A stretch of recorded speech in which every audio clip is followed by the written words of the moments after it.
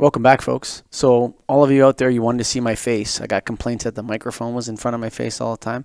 So I bought this $450 Audio-Technica headset just for you guys.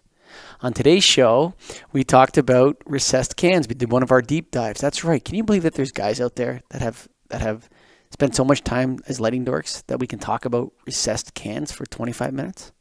It's unbelievable, Greg. Fun topic, isn't it? I loved it. I had a great time. So if you're a lighting dork or you're new to the business or whatever it is, and you want to hear other lighting dorks talk about recessed cans, this is the episode for you. This episode of the podcast is brought to you by Highlight LED Lighting. Go to Highlight, that's HYLITE LED lighting.com, baby. HighlightLEDlighting.com, Greg. They are a family-owned, innovative LED lighting manufacturer. They have high-quality LED retrofit solutions. And Scott's going to throw that up Carolina. on for the YouTube viewers. So if you're on YouTube, watch there. It's coming up. So what are we talking about with Highlight today, Greg? I was getting into it. Yeah, so we've got compact fluorescent replacements, or LED replacements for compact fluorescent lamps. Now, from my own experience, I've mentioned Highlight in the past, and they were one of the first people I saw that came out with a lamp that could replace a plug-in CFL in terms of bypassing the ballast or actually using the ballast. They have GX23 bases and they have G24 bases that are universal for 2-pin and 4-pin. So they really have done it right. They have a lot of good options. The mounting they take into account, different Kelvin temperatures, and just a great overall company to look at unique retrofit solutions for the LED market. You know what? Those CFL replacements, a lot of people say, no. You know what? I think they're a good economical option for a client. You know what I mean? You got someone out there, they just want to save some energy. They just want to get a little rebate. That's a great way to do it without having to do any labor, without any disruption. You just change those lamps out. I think it's a real big part of the mix, eh? Don't you? Oh, I think so for sure. And the other part to mention about them is they have a variety of wattages. A lot of people have one lamp and they say this replaces a 13 to a 42 watt. Yeah. There's no way it does. They've got multiple ones for the existing wattage so they can match it up, and they actually have thought it through and done it right for sure. It's HighlightLEDlighting.com, folks. Also, the links to their stuff is on our website. And this episode of the show is in association with and brought to you by, as all of them are, the National Association of Innovative Lighting Distributors. Go to NAILD.org where the lighting dorks hang out. Nailed.org and come down to our convention in Reno. This actually might be released after the convention, so we were already there. Who knows? But thank you for listening, folks. We're always grateful to you guys, and enjoy the recessed can deep dive. What's going on, Greg? It's getting lonely on this podcast, just me and you. We've been doing a lot of them lately. The trade show season, though, is coming up, and we're going to, 4 or 5 of them, and we're going to have a lot of content recorded at those shows, live in person, which is always more fun. So you and I will still be part of it, but we'll have somebody else sharing their time with us. Well, we'll be very grateful to them when that happens. So what do you want to talk about today, man? You want to talk about recessed cans? Yeah, well, so we've been doing the deep dive series or whatever we're calling it, but it's just an easy name to say. And I think recessed can deep dive would be necessary for our industry because it is a common fixture in commercial marketplace. You in your market call it a pot light, which is a totally different thing here in the U.S., but it's a recessed can. You call it a can light. So why don't we drop can light, pot light, and go recessed can? That's what recessed can. I don't call it a can light. I call it a recessed can. All right. So recessed can light. So if a lot of applications have it, so you need to figure out if you're going to replace it to LED or if you're going to install them in the first place with LED, you need to figure a few things out. So we're going to take the stance of trying to retrofit one that's existing. So is that common, first of all, in your marketplace? Yeah, for sure. You see a lot of recessed cans? Okay. Tons. In lobbies and hallways and offices. It can be all over the place. Everywhere. Conference rooms, things like that. So let's talk it through. When you look at a recessed can, the first thing I always note and try to note is the size. And by size, I mean how many inch diameter. It can be 2 inch, 4 inch, 6 inch, 8 inch, 10 inch, 12 inch. It can be a variety of sizes. It can be square. It can be square. So your shape and size, right? You need to know that. And how do you measure the diameter when it's 10 feet in the air? I guess. You gotta guess. Is that great? 2 deep dives. No, we talk about us. We just got to take a guess at it. But you have to, because you can't really get up to it a lot of times. Mm-hmm. If you can get up to it and you do measure it, it can be deceiving, because sometimes you measure from the lip of it, and from lip to lip it can be 8-inch, but it's actually a 6-inch can. I'm just right. Under 8-inch. I'm right like 98% of the time. And I'll take that too. That's about where I'm at. I might be 97, but for the most part, right. Yeah. If it's about 10 feet up, you can kind of look at what is surrounding it too, to help you, Sure. Kind of gauge where it would be. And a lot of times they're in tiles. So you can look at a 2x2 tile and say, what would about 6 inches in that 2x2 section look like? I use ceiling tiles all the time to measure rooms. All the time. Yeah, you just count them. Boom, boom, count boom, boom, boom. right? All the time, man. It's the easiest way to do it. That and the cinder blocks on the wall to count the ceiling height. If you don't know the ceiling height, you count the cinder blocks. They're all 8 inches. There you go. Yep. So you need to know the size. You need to know the shape. That all makes sense, right? Mm-hmm. Now, what bulb is in there? Now, again, as with any deep dive we do, we need to know what they have existing. So what are in recessed cans right now? Compact fluorescents, HID, and incandescent and halogen. Or screw and CFLs can be in them as well. Mm-hmm. Yep. All right. Or LED is which way you're going, but we're assuming it's not LED. Sometimes mercury vapor, big guy. Well, that's an HID category. Yeah, I guess you're right. Yeah. I'm trying to be a hot shit here, so. Yeah, you're pretty hot there. so you take those and you figure out what bulb is in there. Yeah. And in addition to that, so let's take the different bulb types again. Going back to compact fluorescence, a lot of them are plug-in when you see it. Mm-hmm. And that's another hint, by the way, of how you can tell the diameters. You understand what bulb is in there, and you say, well, there's an inch beyond that bulb, and it's a 26-watt quad. Yeah, or a triple twin, a 32-watt triple twin tube or whatever. Yeah, sure.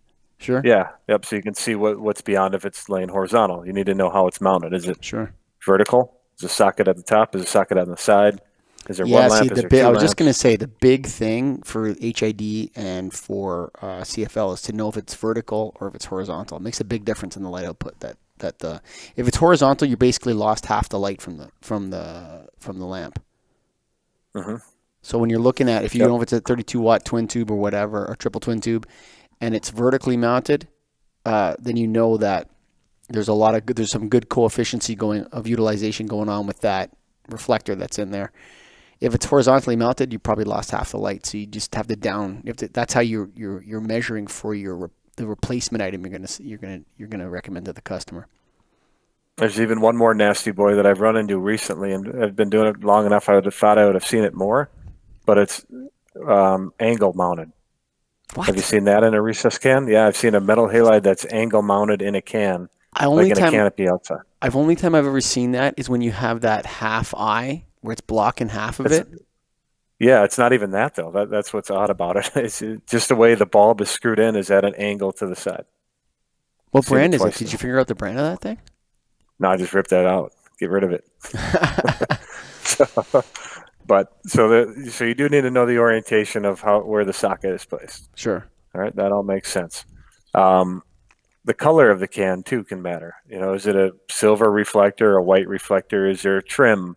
Is there anything unique about it that you need to note and can change appearance? Sometimes there's hanging things from it. I don't know if that's not the right term, but like a little lens that drops down. Sure. Like sometimes you see those ones with the screws on it, and it's got the piece of glass that's frosted, or it's got some weird reflector in it or something, or it's an eyeball trim that they're pointing at the wall or something like that becomes into play when you're thinking about retrofitting it. The other thing I look at is the condition of the ceiling around it. Is there cracks in the drywall that maybe a bigger, wider trim retrofit kit would just solve that problem real quick? Would just cover that. Another thing that you run into is sometimes, I don't know if you've run into this, but sometimes the drywaller will putty over top of the can part so that there's this layer of plaster around the thing, and when you go to take it out or retrofit it, you rip out all this plaster falls down with it. Have you ever encountered that? I don't think I have, but you haven't done a lot of homes probably. No, No, not at all. Right. So we've actually been picking up some, like, you know, those Mr. Potlight guys or whatever, renovate the potlights in your basement. We've actually picked up a couple jobs where some of these big homes have 300 potlights in them, 300 recessed cans. Recessed can lights. Recessed can, not potlights. They're not growing dope, though some people are. But so recently, they have like 300, 500 recessed cans in these huge houses. And a lot of those guys are, you know, running halogen lamps and they want to go LED, or gals. And so we've been picking up a couple of those gigs. And we found that sometimes they literally, like, they put the recessed can up, and then the drywall gets cut in after, and it doesn't fit perfectly, and they plaster right over it, dude. Gross. Yeah, and then you got to, like, get in there with an X-Acto knife, or whatever you call it in the States, like a really sharp knife. You have to cut all the plaster out. Oh man, it's so messy and nasty, and the customers hate it. But it is what it is. So that's another issue. That's true, and that is the correct term. Finally, we agree on X-Acto knife is the right way to say it. Okay.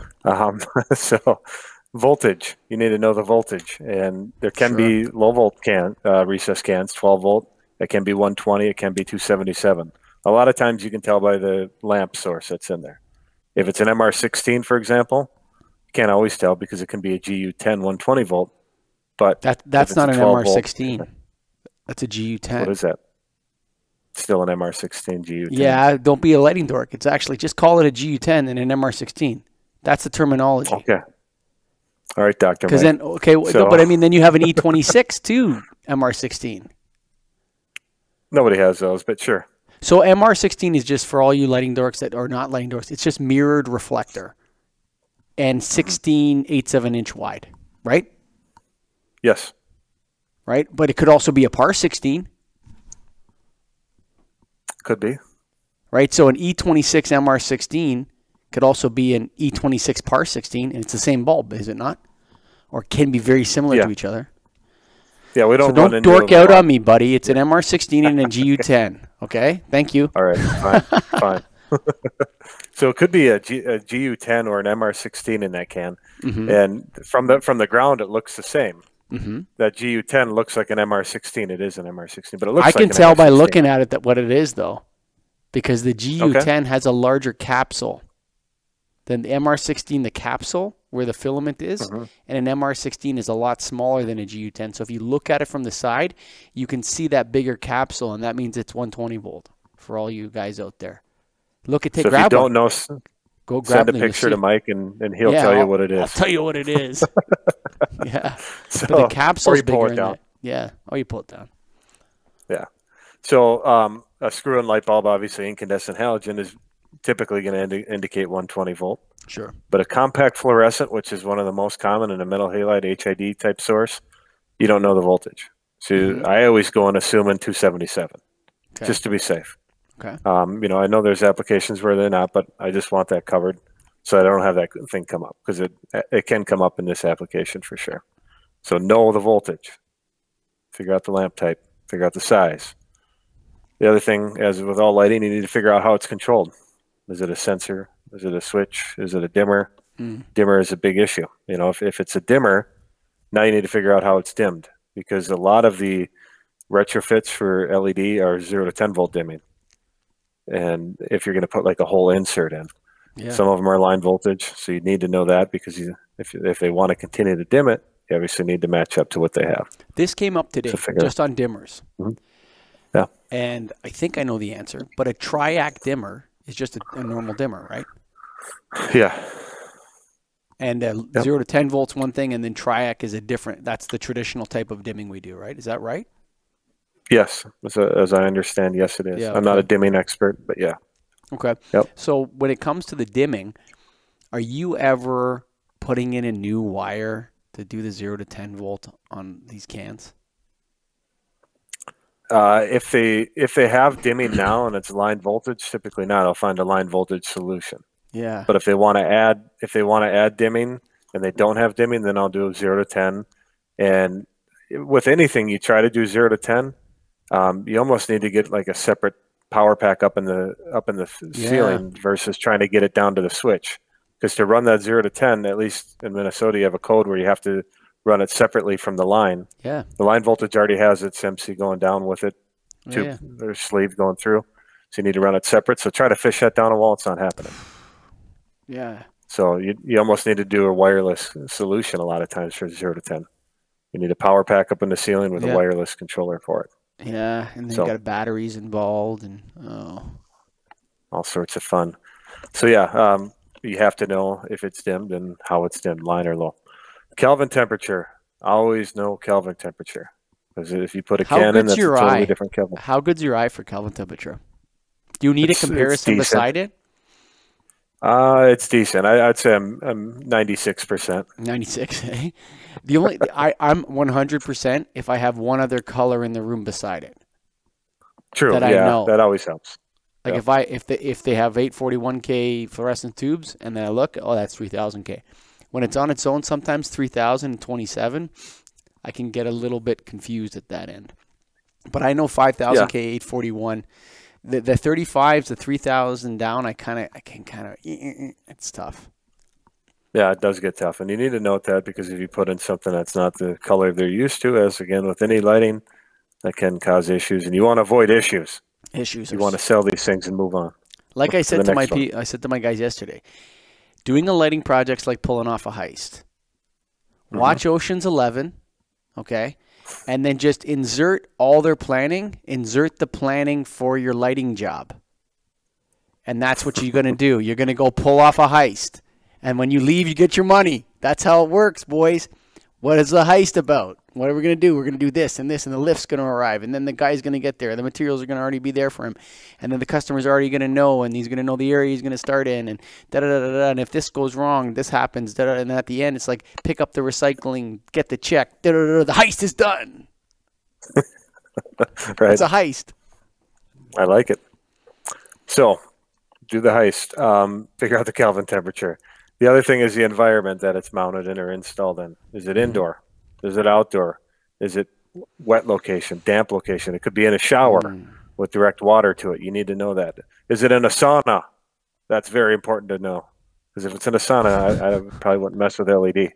So you have to note this thing and make sure that what you're going to install meets the requirements that it is being installed in. Because it's not one size fits all or one type fits all with this application. Don't be an amateur, son. Don't be an amateur. Know the application.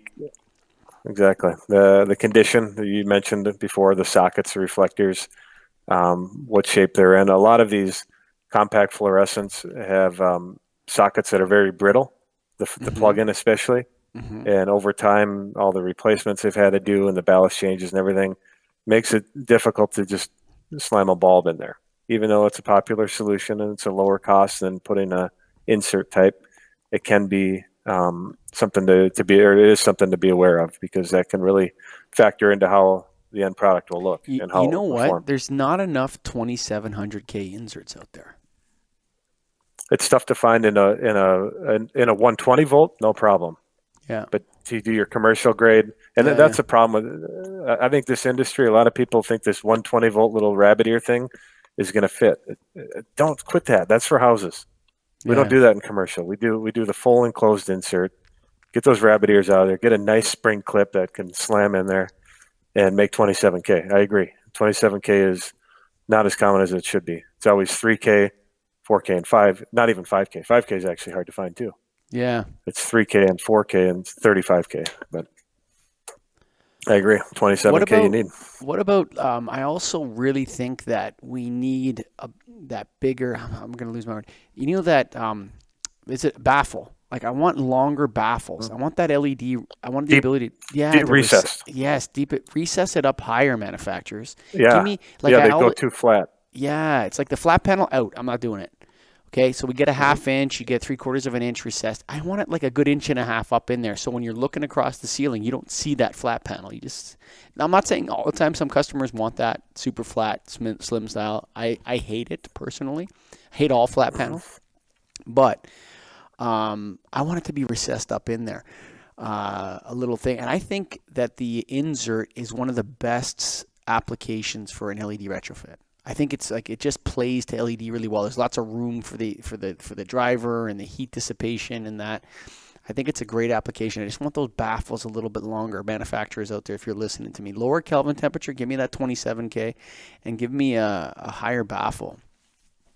I agree, and that's always a question and concern for me is when I install those, I look at the manufacturers that make them, and I would say a majority are a half-inch recessed. Yeah. And, you know, there's probably something to how they're made to do that, but put them up there, put them up higher, because it looks so much better when it's there. I understand you might lose some light dispersion by recessing it up higher, but you can't install glare bombs in these applications, and that's what they are when they're surface mount lensed. So don't do that. Agree. I agree. All right, we're in agreement there. Is there emergency built-in, backup built-in? Ooh. Again, another thing with all indoor fixtures as you're looking at in commercial environments, you need to understand their emergency lighting system. I've seen a lot of recessed cans that have emergency built in them. Usually you'll see a little red button in it that will indicate that, or even next to it. Sometimes it's a separate little box that's next to the can that is your emergency lighting. So if you're going to put a retrofit in that doesn't have emergency backup, that's trouble. You need to address it. You need to be aware of it. You need to plan for it. And if you do put an emergency backup into one of those inserts, plan to spend about 3 to 4 times more than a standard price. And the problem is that, does that affect the whole retrofit because the one you wanted to use doesn't have an emergency backup on it? Absolutely, it does. And that's a problem. You know, there are people coming out with little kits that you can do and things like that. Yeah. But anytime I run into that, what I try to do is say, all right, where's the exit sign? Can I put bug eyes on that thing? Yeah, sure. Can I avoid having to keep this backup on the can, because that adds way too much to the cost, I think. So, but obviously you need to note that. A common item that you always need to be aware of is what type of ceiling is it in. Now, we've indicated that a lot of them are in lay-in fixtures, but they can be in sheetrock, they can be in metal, they can be in soffits. And if they are, you also have to know, can you cut a bigger hole? If you decide that you want to go with a bigger one, are you physically able to actually do that in that space? How often do you actually, like, let's say it's one of those retrofit remodel style that you can pull the whole can out of the ceiling and then it hangs there. How often do you pull those out and just put a whole new thing in? Most of the time now. I mean, we used to do a lot more lamps and things, and with all the socket issues and all that go with compact fluorescents, especially metal halide, not as bad because it's an Edison based screw-in socket. Yeah, sure. But those plug-in sockets we're typically doing inserts. For MR16s, those are the worst. MR16s, yeah. We don't run into those a lot. I mean, it's the only time is an apartment complex. Yeah. You know, in a residential type atmosphere. At least for me, there are probably some buildings that have them, conference rooms and things, but most part it's 6-inch, 8-inch, and 10-inch is what I see. You're rocking it out there, are you? Well, we're trying. So yeah, I agree with that. This is an item that I'm not a recessed can expert, even though we're here doing a deep dive on it. Ooh. This IC rating and non-IC. Can you tell me what that's all about? So that's the how, well, from my opinion of it. So IC rated would be for a ceiling that has insulation in it, and that's got to do with the vapor barrier and condensation of water. If you're pulling out that's what I asked you about, pulling the whole housing out. I don't like to pull out the housing for that exact reason, because sometimes there's a vapor barrier, and like a clear plastic vapor barrier that you install over top of it before you put the insulation on top. And that's why I like to work with the existing housing that's there, just so I don't compromise any of those ratings. And then someone has condensation buildup in their ceiling because of that. One of the things I do with MR16s is I remove we pull it out, you remove the transformer, and then you run GU10 socket through it, or an E26 socket through it, and you screw in an E26 MR16 and then put the trim back on and up it goes. That's one solution.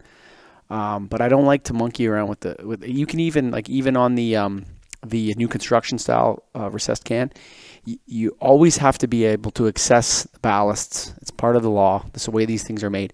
So you can pull the can out and you can reach in and get the ballast out and disconnect it and then put that can back in. And then you don't mess with any of those ratings on the ratings. This is my belief. I could be wrong here on the Get a Grip on Lighting podcast, My belief is that the rating has to do with everything outside where the light source is and how it interacts with the air around it when it comes to IC and that sort of thing. So I like to leave that when I can in homes, especially where there's going to be insulation. So that's what that's about. Got it. So something you need to be aware of. Again, another item. Particularly if you're this, retrofitting a lot of homes. Like that's very key because you could cause a lot of damage in someone's home if you don't, because even if it says IC rated, there may be a vapor barrier put in above it. And you got to be careful that you don't mess with that too much. You got to know what you're doing in that situation. And when it comes to installation and IC, you have to know that what you're doing is right. Otherwise, you could cause that homeowner or that business some problems down the road. Yep. And as you're dealing with any recessed fixture, you do need to know the plenum depth or how much room there is to work within above the ceiling. Sure. Because if you have, no room, you have to assess, I guess, how much room there is. Because there are recess cans that are shallower. Yeah, but you know what? Most of the deployed technology out there is going to have a higher depth than LED. Yes. So I usually assume that there's room there because even a 4-inch or 3-inch pot light's going to have a 3 or 4-inch recessed can. Legacy is going to have 4 inches of depth above it for sure, at least. And then if it's remodeled, even more because you have to pull it down and pull it out. So usually, I would say that you're safe to assume that there's lots of room if you see an MR16 or PL13, or 2PL, whatever, compact fluorescent or HID. You're gonna have some room up there. You're right, and then that means again, you can fish wires. You can fish wires up there if you have to for your 0 to 10 volt because there's room. So, yeah. And then how do you access the fixtures is something you have to understand as well. And this is more in like churches and things where I see a lot of times the only way to get that recess can is to go up and above and pull it versus pulling it from underneath. Yeah, a lot of times. So that can factor in. Yeah, churches are always fun, especially because some of them have really high ceilings, and some of them will have those 500-watt Q halogen lamps and stuff. Yep. That's always a fun application. What do you replace LED with that? You got your own little kit, don't you? Yeah, we have some kits and retrofits, and there's a variety of things you can do, but it gets difficult with that because the light output is tough to match a 500 watt. So a lot of it's just making sure customers understand how much light they're going to get, testing it out in their application, seeing if it's going to work. And a lot of them have lighting control systems that won't work with LED. Right. That's a big hassle for sure. Yeah, and like if you're saying, okay, you're gonna get this payback if you pull out those 250-watt halogens and put in this, and then their lighting control system, they got a laser light show when they go to dim for the whatever Christmas or whatever they're doing with their lighting controls, and it causes problems. Those churches are tough with that. Have you ever done a new lighting control system for them after you've done the LED retrofit? I've quoted it, and I think we've done one. Yeah. But when you have to spend another $75,000 at a church to get a lighting control system, talking about, not an easy sell. Yeah. And not something they're excited about, but it can happen. So, you know what we did? You know what's an interesting thing? This church had an issue. It was an old church, for Canada, it's old, not for Europe, but it's a 100-year-old church or whatever, beautiful on the inside. And they came to us and we want to go everything LED, and like a lot of the lights were out and all sort of stuff. And I came back to them and I said, you know what you should do? You should just fix everything you have. And we went in there and we just we fixed all the halogens, we changed all the sockets, we put everything back and everything because they had a lighting control system going with it and all that sort of stuff. And I told them, by the time you get LED in here, you're going to be into $250,000. And we fixed everything in the church for like $60,000 for them. And got it all working, and it was an LED. They didn't get a rebate. They didn't get any energy savings, but the energy savings would have been like $20,000 or $30,000 a year, and the cost of the project would have been like $30,000 or $300,000. And so they decided just to fix all their halogen lights and incandescent lights. And that's what we did for them, and they were very happy. So and a lot of times churches are lower operating hours, and it's more about it's not always about the energy savings. It's about the atmosphere and the aesthetics of the place. Sure. Yeah. And LEDs can definitely affect that in a negative way. Yeah, for sure. More so than positive. So as a whole, recessed can lights, if I run into them, I'm looking inserts for the most part, as you said too. I think they're at the right price point. A lot of bulb changes too. We do a lot of lamp changes if the sockets are in good shape. I wouldn't say I'm Right. all inserts, but it is what it is. It's just one of those applications where, where a lot of the price is at the point where it's acceptable. It's not Inserts like are where you're cheap, looking man. Inserts are yes, cheap now.